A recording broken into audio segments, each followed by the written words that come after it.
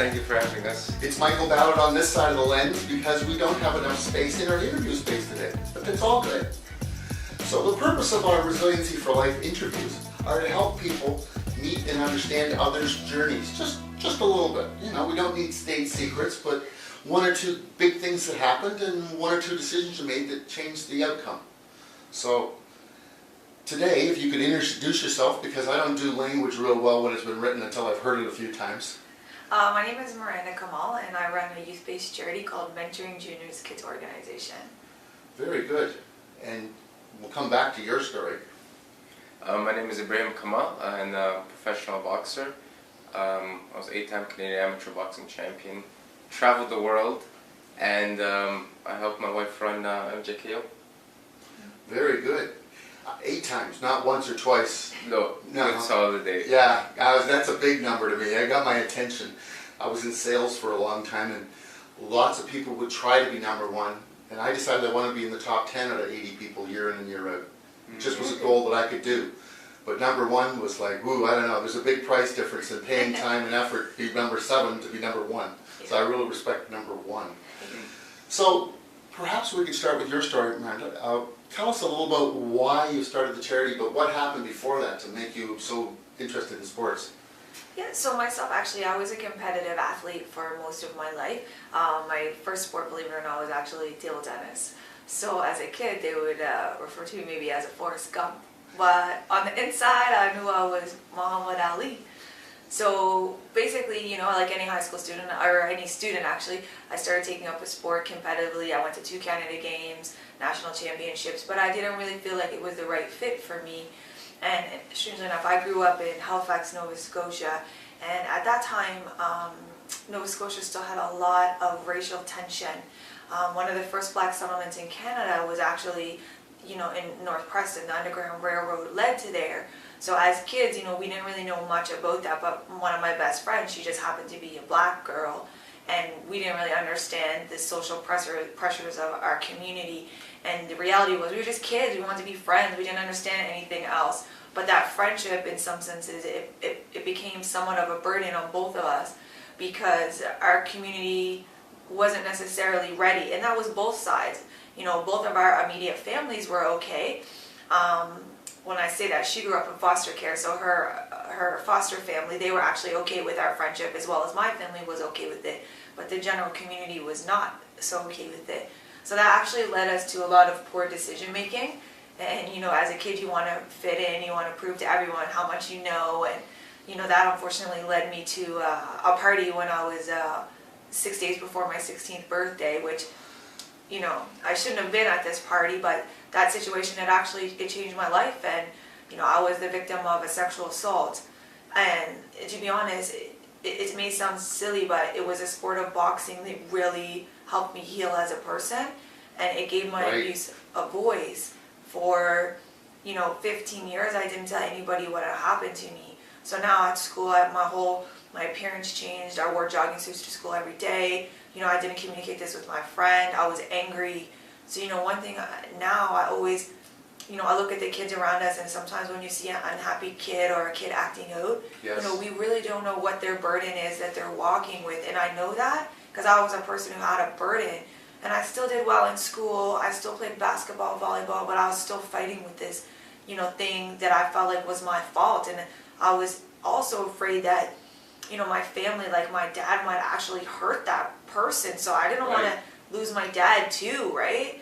So, you know, 15 years later, sped up, I always felt like if I knew how to defend myself, then maybe that situation wouldn't have happened. Or if I had better confidence, maybe when I got that gut instinct not to go, I wouldn't have went. And I think boxing is what basically healed me and it made me feel complete, and it gave me the strength to share what had happened to me. And then finally, you know, I had one of the best coaches, Egerton Marcus. He won a medal for Canada at the '88 Olympics. He taught me everything I know, and finally I'm like, feeling like, shit, this is what I'm supposed to do. This is me, this is my time. And then bam, I got injured.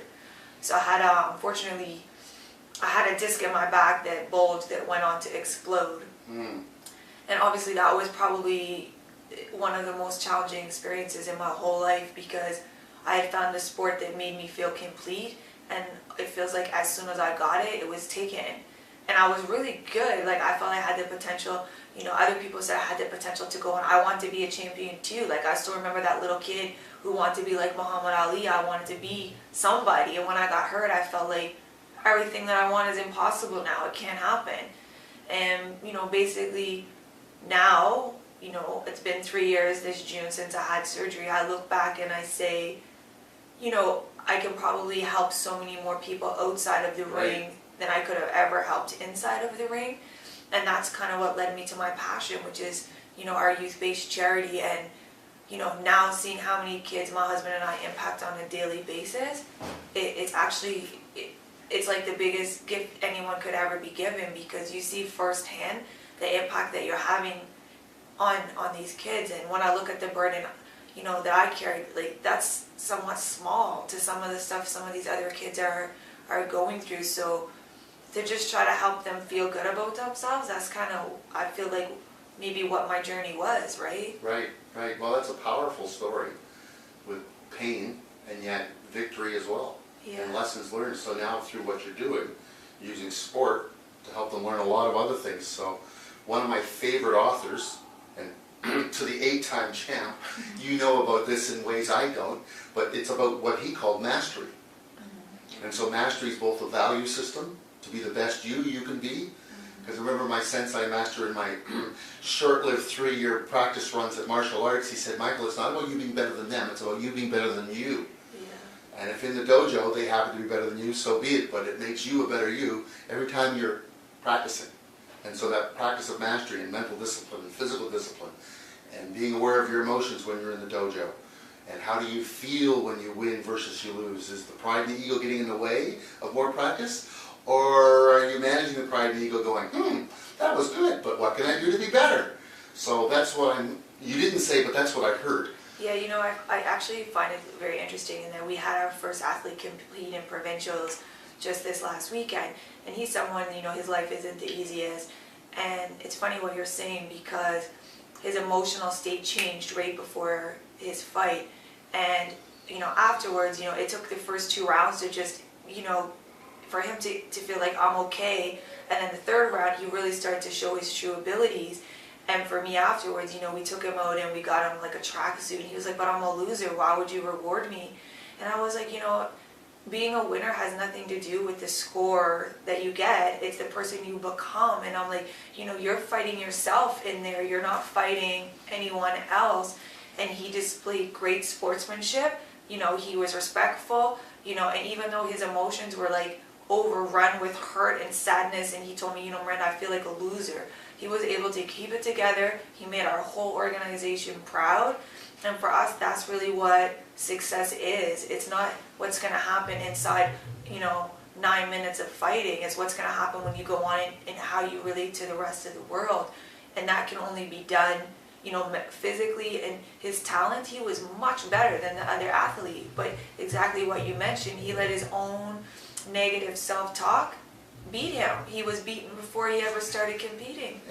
And even learning that at that age, 5 years or 20 years from now, if he can hang on to that, that'll change a lot of other things. It's true. Because having had a business career, part of the things I got hired to do was coach people who had average or below average self-talk, because in business, rejection is part of the deal. I've been a fundraiser for a charity as a volunteer. Rejection was part of the game. But, the statistics say that people that make 5.4 calls to someone, they get often 4 no's. Yeah. But the 5th call, or the 5.4 call, the average, is when you get the yes, the no, or not right now. Oh, now you're getting somewhere. And so, again, back to my limited attempt at being sports-like, it paid all sorts of dividends for me. For sure. So you're giving him huge gifts, and he's giving himself gifts. Yeah. And the sports is just an amazing way to transform ourselves and each other. Yeah. And to catch a youth at that age, it's fantastic. It is. So thank you. That's really powerful, and I look forward to seeing it firsthand one day. For sure. Okay, great. So, your journey, sir. You have had a few big conquests, but did you have any heartburn and heartache along the way? Oh, definitely. I mean, if you look at everybody's success, is always something bigger behind that. I mean, if every success was just success, this world would not be the way it is right now. So, tell you how I actually got started into boxing. Please. I was born here in Canada. My father is Egyptian, my mother is Guyanese, and the moment I was born, my dad needed a job. So he had a master's degree from University of Ottawa in physical education, but couldn't find anything here. But he got a job offer from his friend in Libya. So once I was born, we shipped off, moved over to Libya, and that's really where I began to learn how to fight. Like I said, my mother was Guyanese, so I didn't resemble a lot of the kids down there. And every day I would be fighting in school. Every kid was handing it to me. I was small for my size, and just there was no way to win. Everybody always had an older brother, and I was the eldest. There was nobody I could run to. I could just run to my dad, but Right. he can't do anything. He tried talking to the teachers, but their answer would always be, they're playing, they're kids, let them play, let them play. So, We didn't know the word bully back then. yeah, Back then. so he taught me how to throw a 1-2. My dad boxed a bit briefly. Back then, everybody boxed in Egypt or any of those countries. You took boxing in school. So he learned just the basic 1-2 and made a pad, brought a pillow and a piece of wood, stuck it together, and would give me a number depending how hard I'd hit it every time. So every day I'd be practicing 1-2, 1-2, 1-2, still getting beat in school, and until the last day of school, the family, the end of year trip, we're at the beach, and Right. at that time too, with Libya, the whole embargo, there was nothing to get. You couldn't get anything Western, so chocolates, sweets, and things of that nature wasn't available at that time whatsoever. Okay. So a friend of my dad's, he was in Egypt and brought back a whole lots of sweets for the year-end trip for all the kids. And I remember I was having my sweet, and that same bully was taking my sweet from me. Oh, now there's a line in the sand there. So that's, everybody I guess has their tipping point. I mean, you can only take so much, and I mean, that sweet, I haven't had one of those things. Probably, that was my first time having one. So I go to my dad crying, and he tells me, handle your own battles, go learn to fight, do your own thing, get your sweet back. So at that point in time, something switched on me, and I attacked that kid. I beat him silly, just putting his face in the sand, everything, and then the one thing that came out of that was this whole new confidence that arose. I can handle myself. Yeah. I can, but something more so came. I like the attention of that. So I figured, this is a cool way to make friends. If I can just beat up somebody, show how tough I am, I'm gonna get all sorts of friends and be the cool guy. So there was no boxing gyms in Libya. Gaddafi at that time banned boxing and wrestling. So, but martial arts was big. So that's how I got into my first thing. I was in karate. And I stuck with that until we came to Canada. And back to the feeling of everybody clapping for me and I'm the cool guy. My mom told me one thing when I came to Canada. Don't be friends with white people, they're wicked. So I'm not laughing at your mother, I'm laughing at the phrase because every culture's got their thing, right? Every parent does. It's very true. So Obviously that didn't go so yeah. well. So Yes, but he went smart, Yeah. Smart and good looking, it's always a wonderful choice, yes. oh, definitely. So when I was in Canada, every kid, I just, for no reason, I'm like, Bob told me not to like you guys, I'm going after you.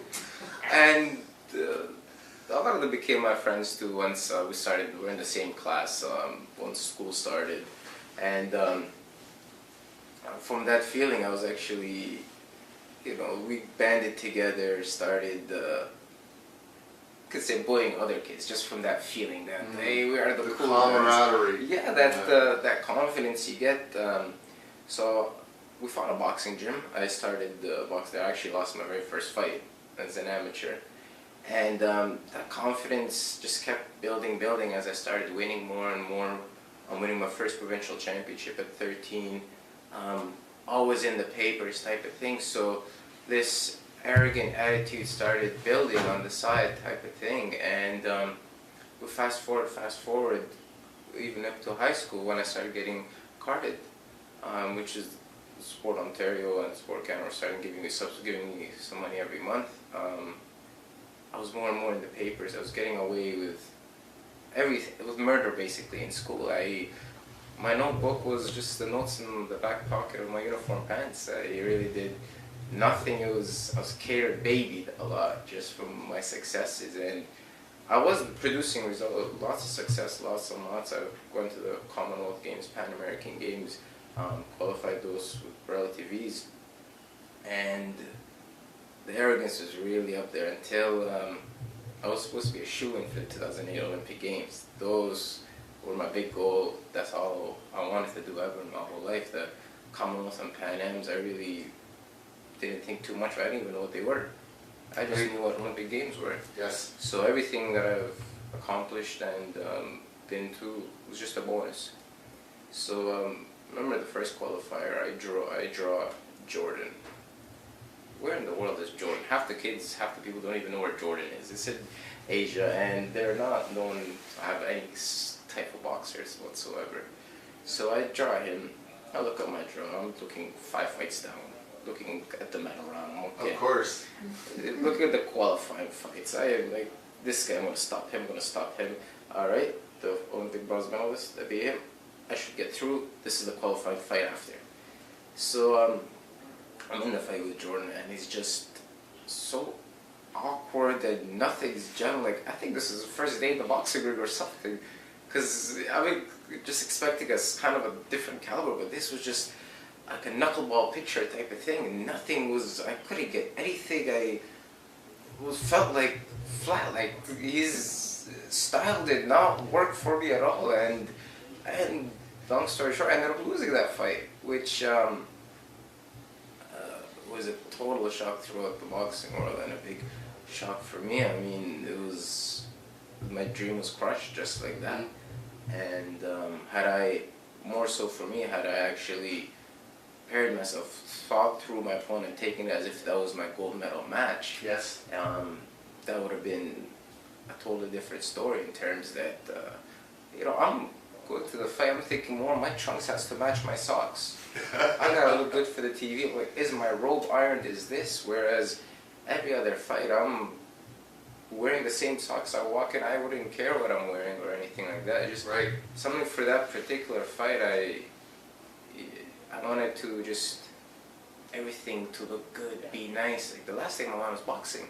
Right. So, not making the 2008 Olympic Games, that was a big setback, big crush to my ego, my career, and also I think it's a big blessing at the same time, due to the fact that after those games there was an athlete's, what was it? We went to a charity Yeah, event. a charity thing. So I was injured and he had just gotten back from the qualifiers. Yeah. So that's actually how we met. Oh, okay. Right there, and we've been going to the same boxing gym for about a year. But Miranda here is a gym snob. She wouldn't say He's hi. saying that because he is the gym snob. Everyone made fun of him because he would be too snobby because he was always traveling back and forth. So we knew each other but not well. And then Right. actually we got invited to an event together, and then that was, he was going through a really hard time, and my back, I hadn't had surgery yet, so my back was messed up, so I was going through a really hard time. And I actually think like our love for this sport is kind of what like really brought us together. And then we were able to work through a really difficult time for both of us, and then through using each other's strengths, we were able to grow and kind of find out like what's most important. And for us, we're so lucky because like we got married in the boxing ring, we're both chasing the same dream, and so it's kind of like no matter how hard all your hardships are, it's kind of because you have a bigger purpose. Right. And for us, like I always say, like, I know it's so hard for Ibrahim not making the Olympics, but that's like the best gift I was ever given, because if he would have went on and gone to the Olympics, we would have never went to that event, we would have never got married, we never would have been together. So it's kind of like, he like I look at like I'm better than an Olympic medal. But yeah, I don't know, right? That's just my opinion, but. And I'm just going to warn you, sir, that you have to watch what you say right about now, just in case, because I believe in tennis. No, but you're right. I mean, losing was very painful, and yet I would boldly suggest that you're not wrong in that it gave you a totally different perspective on you. Oh, definitely. And it made you, in some ways, wiser, tougher, smarter, and gives you more wisdom to pass along.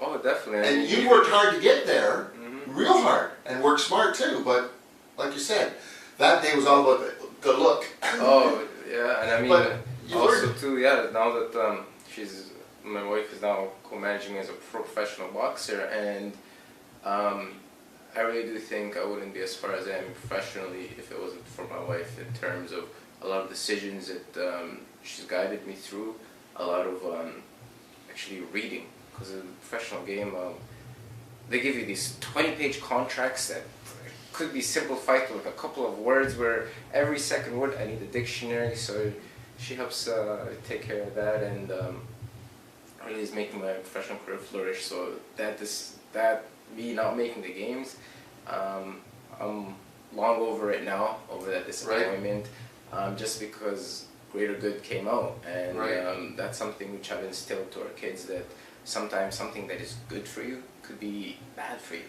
and sometimes that is something that's bad for you could be really good. Yeah. So I mean, I wouldn't trade it at all. Good. You know. Well, thank you very much. Powerful story, combination together, even more powerful. So thank you for the gift of time. For sure. And I look forward to seeing you both in another venue where there's perhaps boxing involved. We're so glad that you could come today, so thank you. Well, thank you very much. Thanks for sharing the gift, and we will put on the bottom of this where people can find you for many different things. So thank you. Thank you very much.